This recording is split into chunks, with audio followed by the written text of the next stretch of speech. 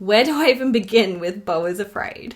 I'll start by saying that everything you've heard about the film is true, and if people thought Ari Aster had mummy issues after Hereditary, they're in for a ride. This one doubles down on the mother-son trauma. Beau Is Afraid is a film that's very hard to describe, and not for the usual reasons of not wanting to give anything away, but more so, how does one describe this film? To play it on the safe side, I'm going to go with the synopsis from Rotten Tomatoes, which is: a paranoid man embarks on an epic odyssey to get home to his mother. The key word in this is odyssey, which means a long and eventful or adventurous journey or experience, which definitely encapsulates this film. It's 3 hours long, and if anything, it's a surreal fever dream of an experience that I'm not likely to forget. It's been a couple days since I've seen the film, and I'm still constantly thinking about it, trying to dissect it and unpack what I went through.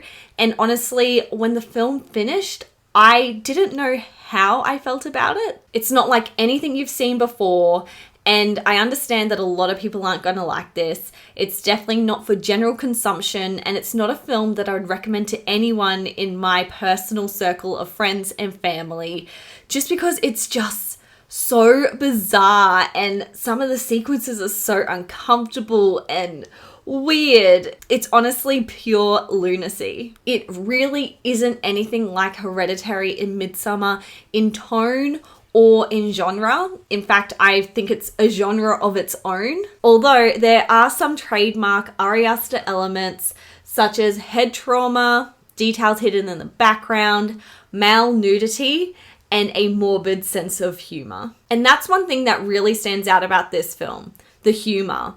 Oh my god, this film is hilarious. Ari Aster described this as a nightmare comedy, and that is the perfect summation of this film. Just try and imagine having the worst day possible.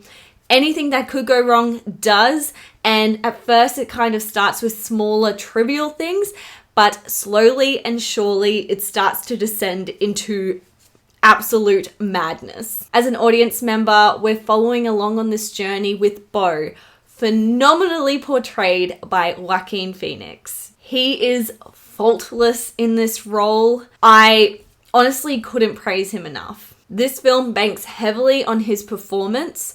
We're following his character around for 3 hours and experiencing everything from his point of view. Which kind of segues me into my next point, which is this film is presented from the perspective of an unreliable narrator. If you haven't seen this film yet, going into it, don't expect that everything in Beau's world is going to make sense.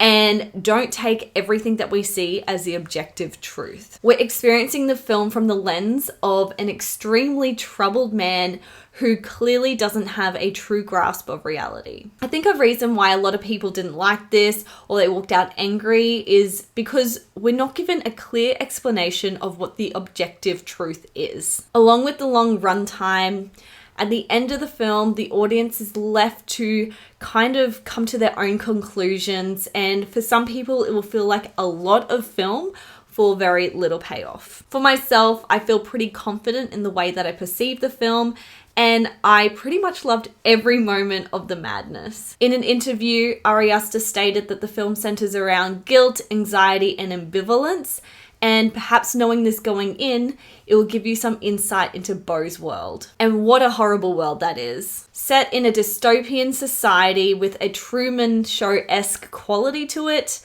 Beau as a character is soft-spoken, timid, repressed, and extremely lonely. The world around him is absolutely chaotic, and it seems like the odds are always stacked against him. As much as this film is funny, it's equal parts heartbreaking. When the film finished, I had this overwhelming feeling of sadness. It truly felt very bleak, and I feel like I can resonate with parts of Beau's character on a much smaller scale. Moving on, I've briefly mentioned the 3-hour runtime a couple of times, but I just wanted to say that at no point did I feel like the film was dragging, or even check my phone to see how much longer it had to go. Aside from the constant barrage of misfortunes happening on screen, the way that the film is structured really helps the pace of the film. It's not explicitly presented in parts or chapters, but it does follow that format with each part taking place in a new setting. I really like that about this film, and it was definitely necessary to pull off a runtime of this length. With regards to the technical elements, the cinematography and color palette are gorgeous,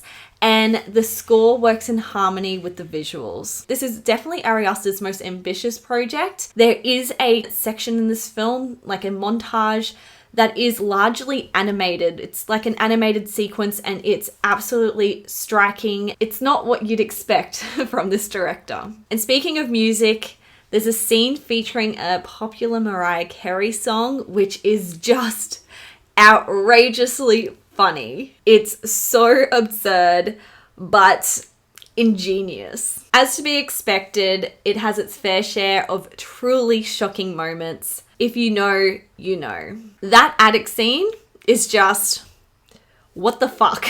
In terms of criticisms, due to the form of the film, in that it's very open and ambiguous, there's a part of me that just wants closure. There's questions I have that haven't been answered and probably never will be. And I'm just that kind of person that needs to be sure, and I know that I'm not alone in this sentiment. Also, that attic scene that I alluded to, and I'm gonna have to tread really carefully here as to not give anything away, but there's the use of CGI that I wasn't 100% sold on and kind of took me out of the film a bit. But if you've seen the film, it's impossible not to be taken aback by what we see on screen.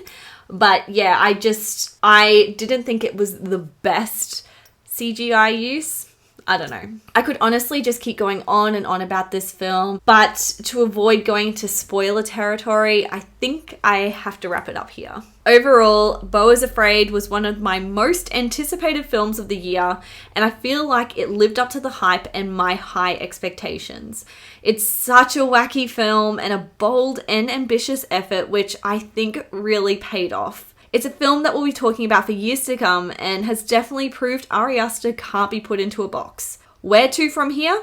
Who knows? How do you follow up a film like Beau Is Afraid? All in all, I really love this film, and the more I think about it and talk about it, the more I like it. I can't wait to watch it again and pick up on all the little details that I missed, which I know that there's so many little Easter eggs and hidden details. This film is packed to the brim with them. It's impossible to catch them all. I love these types of films. Although I can't recommend this film to the general population, I think it's brilliant and just as masterful as Hereditary and Midsommar. I gave Beau Is Afraid an 8 out of 10. So that's my review of Beau Is Afraid. Honestly, I could just keep talking about this film. There's so much to talk about, and when writing this review, the words just poured out of me, which is a good indication that I really loved it. Also, I think we need to give A24 credit where it's due.